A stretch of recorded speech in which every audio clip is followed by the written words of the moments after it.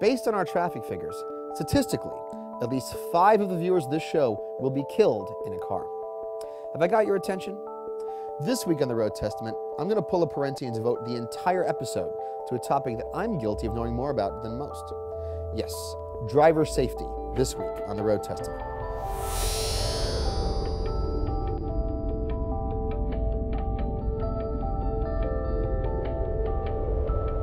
If you're watching this, you love cars, and probably love driving fast.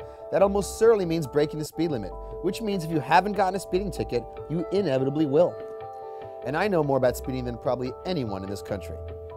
I host this show for one reason. For those who don't know, in 2006, David Maher and I drove 2,811 miles from New York to Los Angeles in a specially prepared BMW M5, setting a new transcontinental record of 31 hours and 4 minutes, without a single ticket, and with what I consider but one close call with a deaf Arizonan rabbit.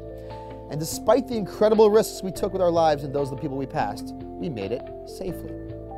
I'm not here to brag or to justify what we did, but to explain what I've learned about driver safety.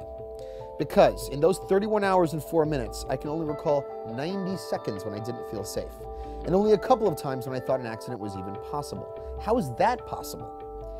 In the 5 years since, through countless interviews, I've had to repeatedly answer one question above all. How and why did we succeed, especially when so many others had tried and failed? I was 34 at the time of the run, had been driving since I was 16, had driven hundreds of thousands of miles in the US and Europe, had had but 2 minor accidents in my life, had a relatively clean license, had been to Skip Barber and Bob Bondurant racing schools, and, like almost everyone I'd ever met, considered myself a good driver. Looking back years after the run, I realized how, despite my experience, how little I'd known about driving at the time. Other factors had to be involved. More importantly, of the thousands of people I met on my book tour, that almost everyone I'd ever met had said they were good, very good, if not great behind the wheel, which is impossible. Statistically, half the population must be above average, some good, some maybe very good, and a handful excellent, which means the other half of drivers in this country are downright dangerous. I'll be blunt. Manufacturers can invent safety technologies until our sun goes nova. But until Google's driverless robotic cars dominate our roads, nothing manufacturers develop will change a basic fact. A fact utterly ignored by drivers and the manufacturers trying to sell them newer and purportedly safer cars. Because any discussion of driver safety must begin with the root cause of more than 90% of car crashes. 25 million people have been killed by cars in the last 100 years.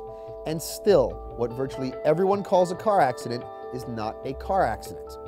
An accident, by definition, is an unforeseen or unplanned event or circumstance. I repeat, an unforeseen or unplanned event or circumstance. And yet, 90%. Driver error is the primary factor in more than 90% of car crashes.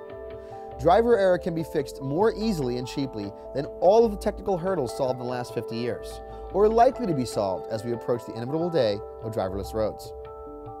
The solution is obvious, but the explanation is not. We are a competitive species, which is how and why we emerged from caves, began using tools, which, if you've seen 2001: Space Odyssey, you know exactly what those first tools were used for. Few in the modern world need to fight for food or shelter, which leaves us with the most powerful tool in common use among human beings, the car, which has become, for many, if not most, the last expression of our competitive nature. Which is why, until track time and STCA licensing becomes mandatory, accident rates will remain the same.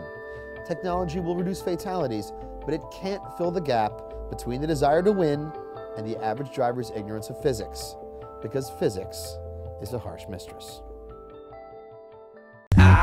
We're living in the